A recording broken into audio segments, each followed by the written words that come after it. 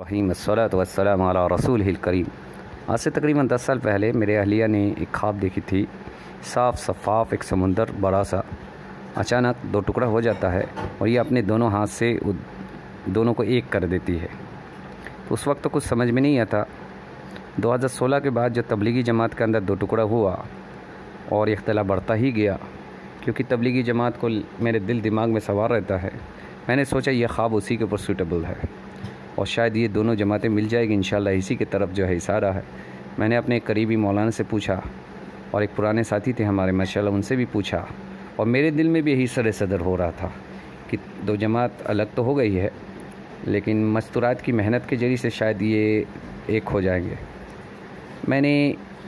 سوچا کہ یہ چیز پوچھتے ہیں تبلیغی جماعت کے جو مین آدمی ہیں امیر جماعت، ان تک بات کو پہنچایا جائے۔ اور ایک ہمارے میمات کے مولوی صاحب ہیں جن کے ذریعے سے بات پہنچایا گیا حضرت مولانا سعد صاحب کے پاس۔ حضرت مولانا سعد صاحب نے اس کو سنتے ہی انہوں نے کہا کہ سمندر سے مراد علم ہے، اور علم کے جو ہمارے ادارے ہیں جو 2 ٹکڑے ہو گئے وہ انشاءاللہ ان قریب مل جائیں گے اور ایک ہو کر کے کام کریں گے۔ آج حضرت مولانا ہارون ندوی دامن برکاتہم عالیہ جلگاؤں والے، ان کی ایک ویڈیو مجھے ملی جو وائرل یہ چلاتے ہیں، نیوز بول کر کے ایک اپنا نیوز چینل چلاتے، اس میں انہوں نے باقاعدہ تفصیل بیان کی حضرت مولانا سفیان قاسمی اور آپ کے قدیم و جدید دونوں دیوبند کے شاخ کس طریقے سے ایک اختلاف کو آپس کا میل ختم کر لیا۔ مجھے بہت خوشی ہوئی کہ حضرت مولانا سعد صاحب کی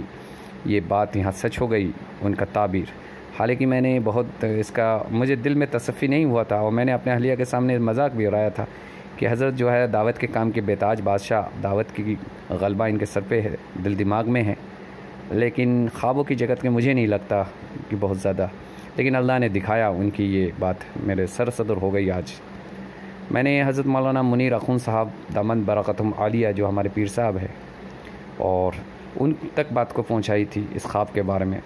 تو انہوں نے اس کا تعبیر بیان کیا تھا کہ انشاءاللہ ملکوں کی سفر کریں گی دین کے نسبت پہ آپ کے اہلیہ، اور انشاءاللہ دین کا کام اللہ ان سے لیں گے اور اختلاف کو ان سے دور کرائیں گے۔ تو الحمدللہ یہ بھی دیکھتا ہوں کہ یہ بھی خواب ان کا جو ہے تعبیر جو ہے یہ بھی اللہ نے صحیح کر دیا، کئی ملکوں کا ان کا سفر ہو گیا ماشاءاللہ مستورات میں۔